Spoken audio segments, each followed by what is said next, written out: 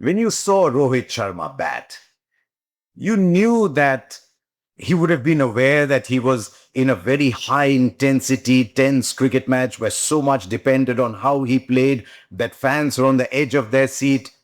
Sure he knew all that, and yet he played like he was playing around the corner. He was playing for you, for your family, for the colony, maybe. The air he exuded was so relaxed.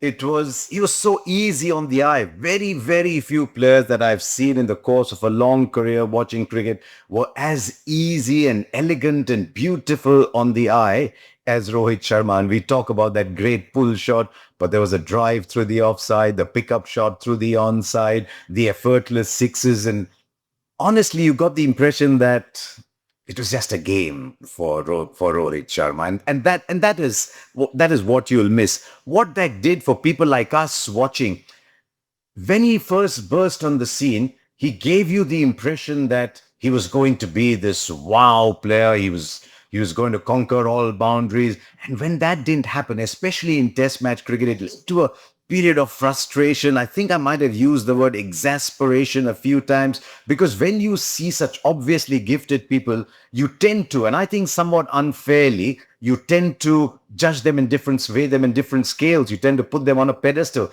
And I think Rohit Sharma suffered, and I think towards the later part of his career, he admitted it too. He suffered from almost being burdened by the tag of talented. He wouldn't be the first, he wouldn't be the last. And that is why I think when you look back at his test career, there's two phases. One phase where you thought, what if? What might have been? And another phase where you thought, wow, this is the player. That first phase actually started all the way back in 2006 when he was playing for India A, and there was an incredible buzz around him, not just in India, but around the world as well. Anyone who saw him thought he's going to be the next big player. The T20 World Cup arrived in 2007, the CB series in Australia. His white ball performances grew in spite of the disappointment of missing out on the 2011 World Cup. But tests were there, but not quite. It didn't help that in his debut in 2010, after a long time, that he had that freak early morning injury. So he had to wait till 2013. And what a debut it was. I saw him in Kolkata, then I saw him again in Mumbai, the 170, the 110 not out. He looked ready and he was there. Then followed that same period of frustration. Batted at six. I actually thought at that time six was a good number for him. Batted six, batted five, batted three. And all this continued through all the way to 2019. Now, remember what's happened between 13 and 19 for Rohit Sharma, the white ball player. He's become one of the best in the world. He will retire when he does from all white ball cricket. He's one of the greatest that has played the game. As an opener, he was hitting double hundreds. But in Test match cricket, there was still that little bit of frustration. And then in 2019, he opened the batting. I saw him play in that series against South Africa. Peeled off a couple of hundreds. Soon there was a double hundred coming. And for the next 3 or 4 years, Rohit Sharma was arguably, in my mind, unarguably, the best red ball opening batter in the world. Went all the way up to 23. I thought, I don't know what happened after 23, because I think he became a different white ball player too. I don't know if he became more loose. That's of someone who's more qualified than me, who understands batting techniques better than me to discuss. But there was just a little bit of looseness around. And I sense the frustration coming back. Rohit Sharma's an easygoing man. He doesn't do frustration very well. And so by the time he came to Australia, you could see that Rohit was just not himself. And I don't know whether there is still the urge in him to go back and say, I'll fight back, I'll tighten my technique, I'll come back and do well. You know, your priorities change, life changes. When you get into your late 30s, you've got children, life is very different for you. And I think that must have gone through Rohit Sharma's mind when he took this call to finish with the game.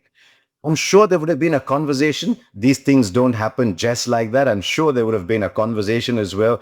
And Rohit is just the kind of person who would say, yeah, I take your point. If it's not going to happen for me, then maybe the time has come. So in a way, as Adam Gilchrist said on Crickbuzz, he said he's thrilled for him. I'm very happy for Rohit Sharma because his personality is just so easygoing. And I hope he has a fabulous ODI career ahead of him. I worry a little bit about what kind of cricket he will play, whether he'll go back and play Vijay Hazare, play a little bit of Mushtaq Ali, play the IPL, because very difficult even for the very best players to suddenly turn up, play a three ODI series and then suddenly go back into the wilderness. So void that Rohit Sharma will leave. I think it's fair to say at this stage, given what's happened in the last year, maybe not as much as an opening batter, but as a captain, whoever takes his place has big, big boots to fill, because Rohit Sharma created a very relaxed, happy environment. He looked after his players. He put his arm around them. He had conversations with them. People loved playing for Rohit Sharma. And so whoever comes in as captain now will have to carry that burden. He'll have to be his own person, just as Rohit was his own person after Virat Kohli, contrasting personalities but similar in their urge to do well for India. Whoever comes in will inherit a happy dressing room, but he'll have to cast his own stamp on it, and that's very difficult to do if you're following Rohit Sharma. So there you are. A fabulous white ball career, one of the greats. It's not yet over, and a very good red ball bat. And I thought I'd end with looking back at what I thought were his five best red ball innings.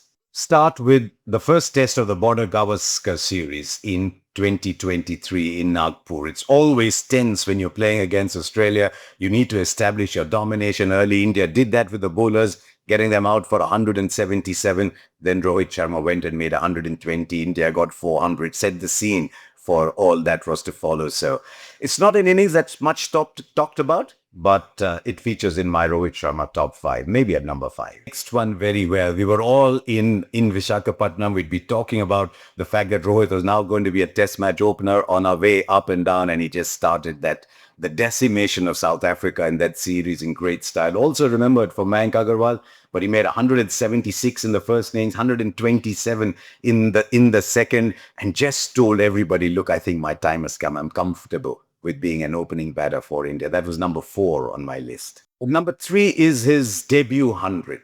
Against the West Indies, all the attention is on Tendulkar. In Kolkata, it's number 199. Mumbai, it was to be 200. The big farewell, the big emotion around him. Someone who's been a big fan of Tendulkar. And yet the West Indies was about to spoil the party. They'd made 234 only, not a big score. But India, 82 for 4 when he walks in. Then 83 for 5, a little partnership with Dhoni. And Rohit Sharma holds that together with Ashwin, who also made 100. He made 177, then followed that up, of course, with another 100 in Mumbai, but 177 on Test debut. So easy on the eye, beautiful to watch, was number three for me. Debate about what's number two and number one. Number two, I've gone for a test match in England, the fourth test match of that series. Very tense series, some very good cricket being played. India behind by 99 runs in that fourth test, almost a must-win test match situation. And Rohit Sharma comes out in the second innings and grinds his way. Not one of those free-flowing Rohit Sharma innings, but he grinds his way. And it was an innings of composure. Style, class, yes, but an innings of composure. Not the easiest batting conditions. And to get 100 like that as an opener in England. Some might rate it as number one. For me, it was number two because I thought there's a very special one at number one. My favorite innings, though, it was one I watched on television. England are in India in 21. India have lost the first test. Now the second test is an absolute turner. You have to go in and make a lot of runs batting first. But if India lose that one again, it's going to be a little embarrassing.